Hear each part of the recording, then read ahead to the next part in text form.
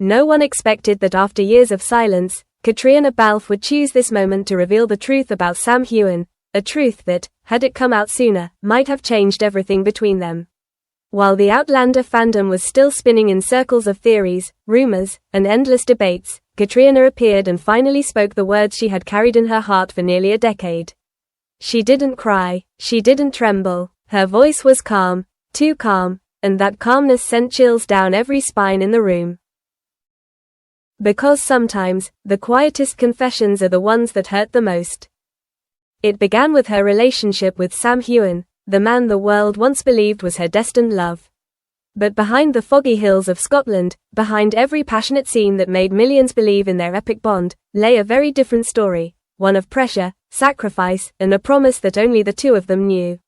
Caitriona had once said she stayed silent to protect someone, but she had never said who. Until now. This wasn't a love story, she admitted, it was something far more painful. Because the hardest thing isn't being unable to love, but knowing that loving could destroy everything. As she began to speak, the audience held its breath. This wasn't gossip. This was truth, raw and unpolished. After months of speculation, invasive questions, and cruel assumptions, Caitriona finally opened up about her bond with Sam, her co-star, confidant, and the man the world once believed was her missing half. For years, she had buried memories deep within her mind, not to deceive, but to protect. One careless word, one misunderstood smile, and everything could have burned, their friendship, their careers, their peace. But now, time had passed.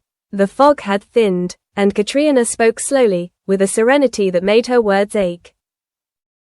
The early days of Outlander, she said, were like walking into an unexpected destiny. She was still new to television, and so was Sam.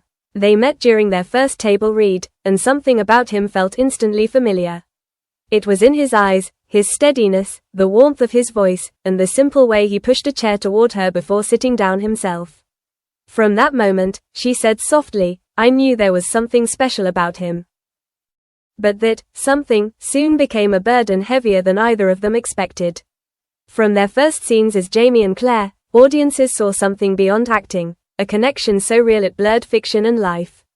Every touch, every glance, every smile was dissected, magnified, and romanticized.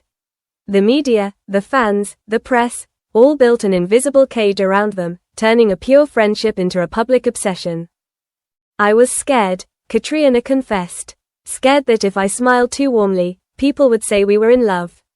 If I didn't smile, they'd say we'd fought. I never imagined that friendship could feel so dangerous. Then came the revelation she had never spoken aloud.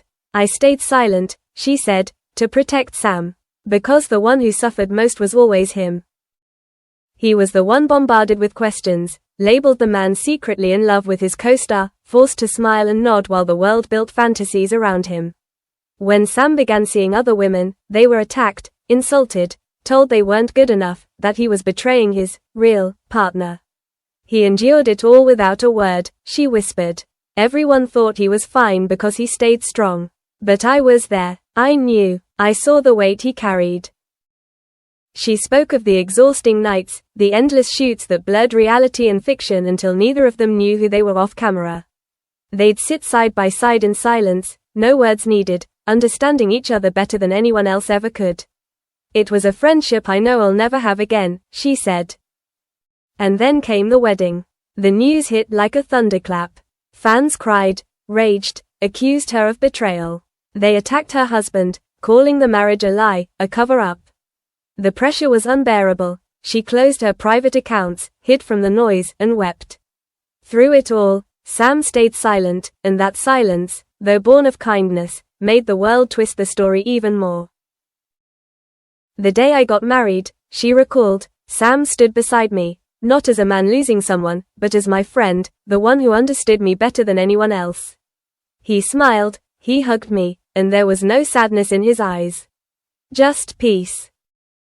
It was, she said, the first and only time she truly felt she had done the right thing, even if the world refused to see it that way.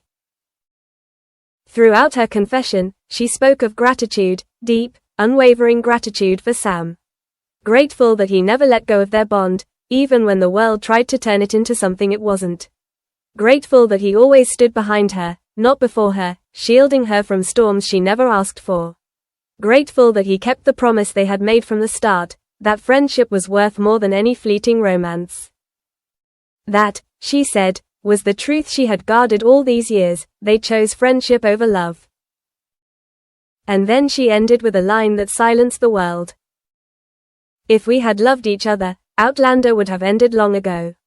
But because we chose to stay together in another way, it has lasted until today. I don't need Sam to be my lover.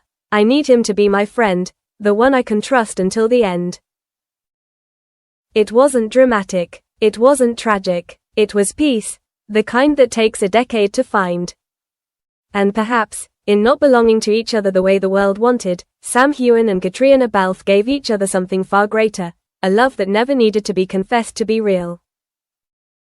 As the interview ended, Caitriona smiled faintly, not the smile of a woman unburdened, but of someone who had finally made peace with the ghosts of her past.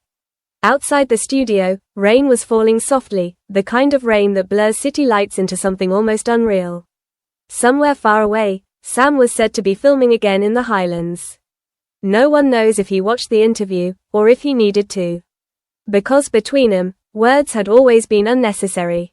Maybe one day, when the cameras are gone and the noise fades, they'll meet again, not as co-stars, not as the world's obsession, but as two souls who once carried the same story. And perhaps, in that quiet place, they'll finally finish the conversation they never had to begin.